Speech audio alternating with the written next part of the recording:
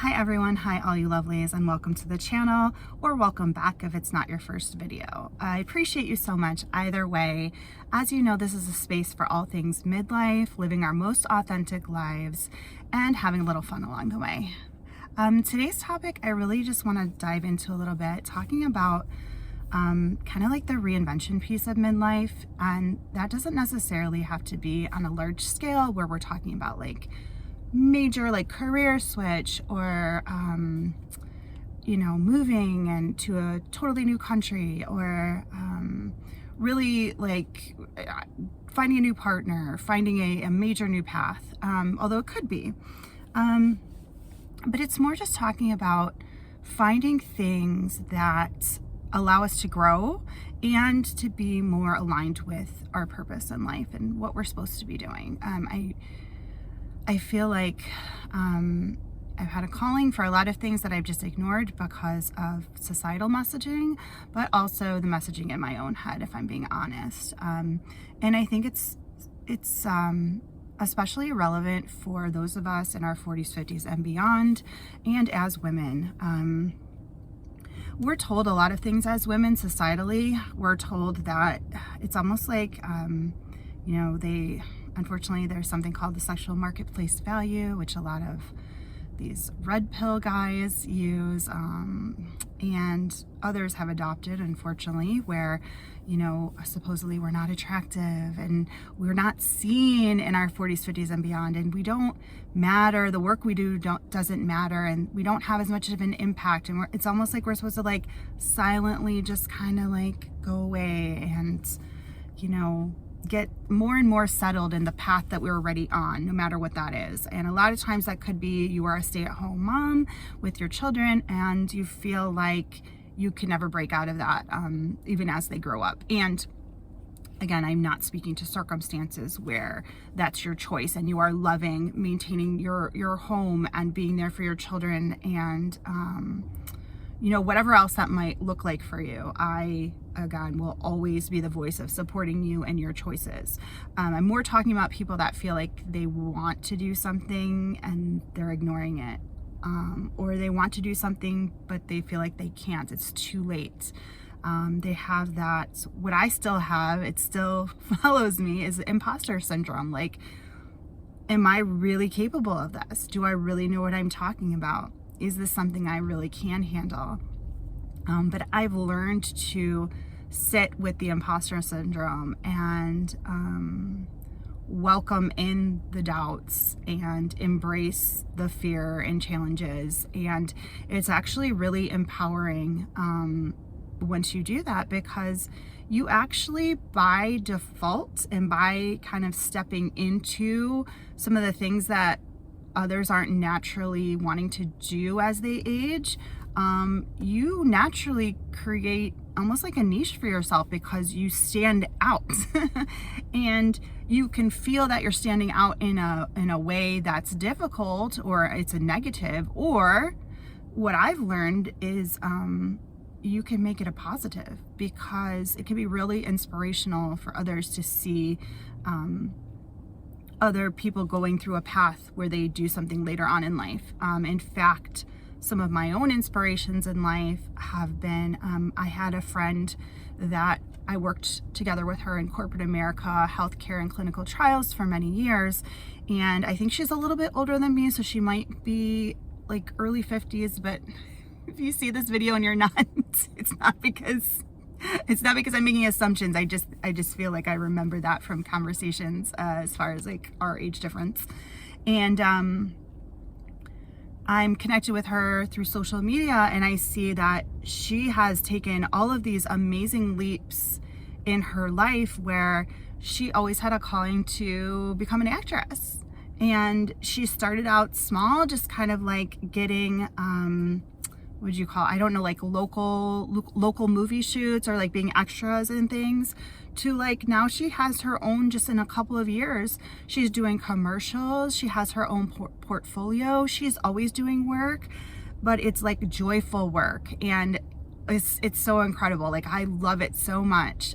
She also has other hobbies like beekeeping and like all these cool unique places she travels to and stuff.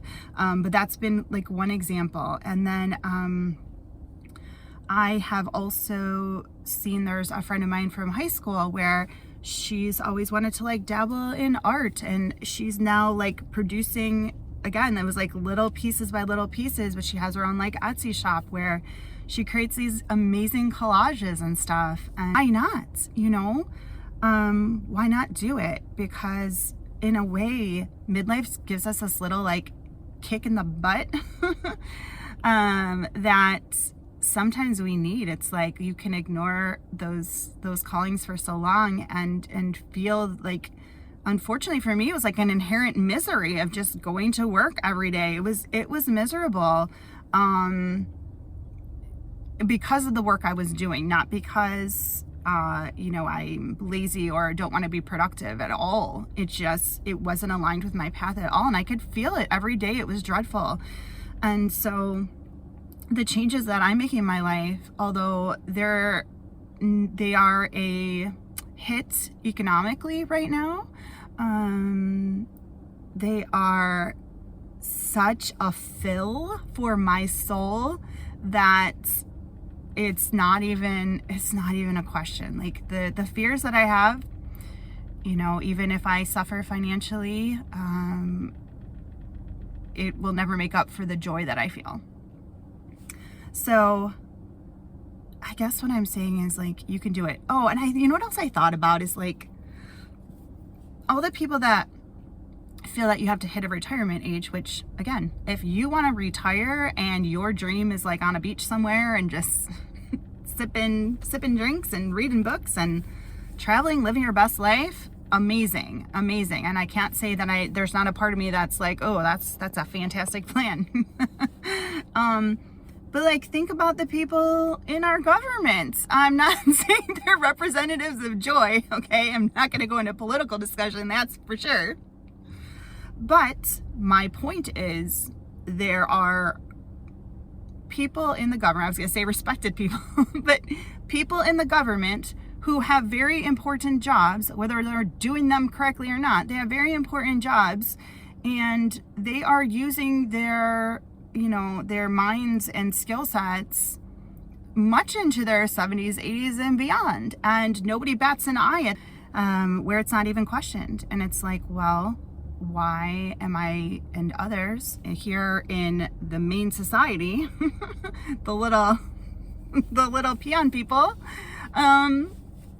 or small potatoes people, why are we holding ourselves to a different standard than that? Why is it looked like, oh, we should all retire, right? And that we don't have gifts to give and intelligence to provide and hard work to do as we get older. So I think of those examples where society targets certain groups and not others, which is strange. But yeah, I'm just here to say like it's really scary to change things up and to not listen to the programming that says stay safe and where you're at and where you're supposed to be, and don't make yourself heard and loud, and don't be too much. I know like women can relate to that. Don't be too much. But I'm here to say the opposite. Like, everyone is born with a skill set, passions, strengths, and gifts for the world. And there is no time limit on using those gifts. There is no time limit on finding things that make you happy. There is no limit on what you can try to do. Don't be afraid of doing something poorly, because very rarely will you start out doing something and it's amazing. Every once in a while that happens, but it's very rare.